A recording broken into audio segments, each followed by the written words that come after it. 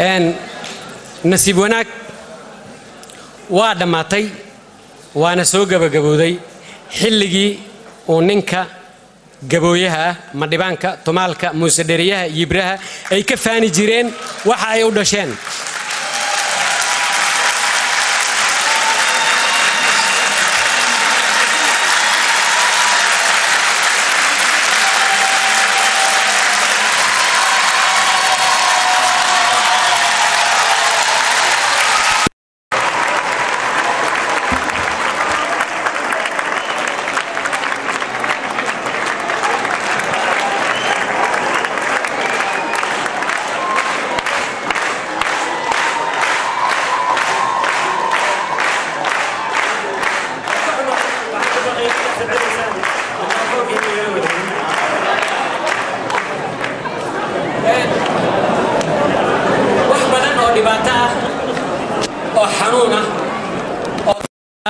قرنك الصوماليات وما أنت كسر قيب كشيء برنامج كنسية عط كده أسوق قدسه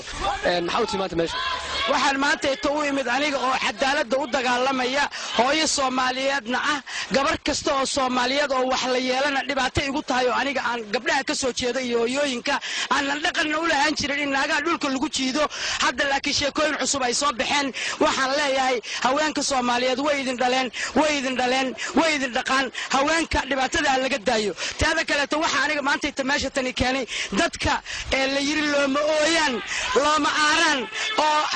adariska oo dhan inay xuquuqdooda helaan ayaan maanta halkaan u imid xuquuqda dadka hal la siiyo adariska loo bixiyay barke waa dad Soomaaliyeed oo idinku nool wadanka oo walaalihiina oo muslina oo Soomaaliya waxay u baahan yihiin in aad xuquuq siisaan marka ciyaalkaasan ka dhiman waay ma waa hore ii dhamaan lahayd ماما قولنا سوينا ماما قولنا عيالك حافظها سوينا marka ayaamahan dhan qabiilka ka dagaalamaya ayaamahan dhan saddexda qabiil oo waaweyn oo shafka iska garaaca waaweyn kama tahay ku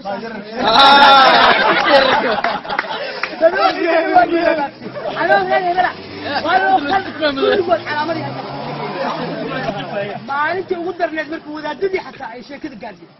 waxay sameeyeen masaajidka ninkii dhammaan tujinay dadka iskugu yar dadka waxaan idinku codsanaa intaan salaada idin tujin waxay idinku codsanaya gabadha ay joogta 20 jir waaye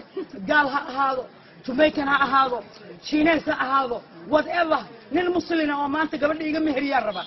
wiil midgaana gadaal ka taagay gacanta marka soo yiri oo 20 jir oo jaamacad ka soo baxay adeer aniga oo quruxda istankiisa dhubka iyo quruxda markaas adeer aniga ayaa gabadha guursanaa wuu dhigtay wuxuu gartay mid gaaro dariskooda ay yahay markaas ka soo jeestay waxa codsanaa maxaa la yiraahdaa wax iga mehriya adeer aniga ma maqlanin aniga